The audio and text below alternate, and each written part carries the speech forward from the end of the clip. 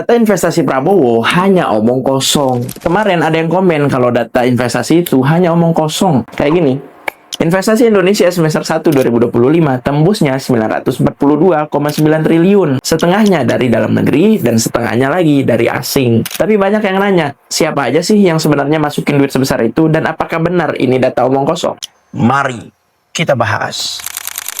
Pertama, dari dalam negeri, namanya PMDN. Nggak tahu PMDN? Baca. Angkanya paling besar, 510 triliun atau 54%. Artinya pelaku usaha lokal kita masih dominan dan masih peduli investasi di Indonesia. Cuma masalahnya BKPM nggak membuka nama-nama perusahaan lokal secara detail di laporan publik. Jadi kalau ditanya siapa persisnya, jawabannya ini gabungan dari BUMN, swasta nasional besar, sampai pemain properti, tambang, energi, dan manufaktur. Kedua, PMA. Itu dari luar negeri atau penanaman modal asing. Baru tahu.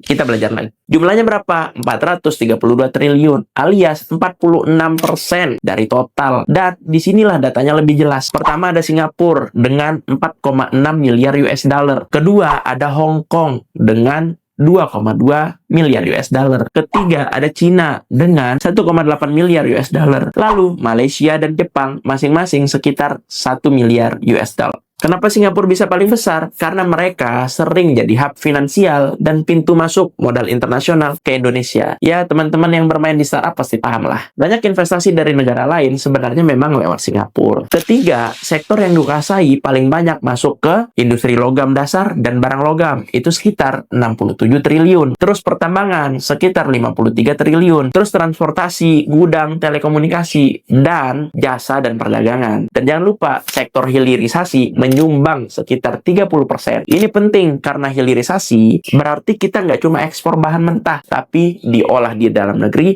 untuk siap dijual dalam bentuk matang. Jadi jelas ya teman-teman, duit 942 triliun itu bukan angka kosong, ada modal dalam negeri yang kuat, ada asing dari Singapura, Hong Kong, Cina, Jepang, Malaysia, dan sektor hilirisasi mulai jadi primadona. Yang kurang cuma satu, transparansi nama pemain lokal. Biar publik tahu siapa yang betul-betul berkontribusi. Siapa tahu ada yang mau ngucapin terima kasih. Kalau investasi ini benar-benar dijaga dan manfaatnya dibagi rata, rakyat bisa ikut naik kelas, bukan cuma jadi penonton bayaran.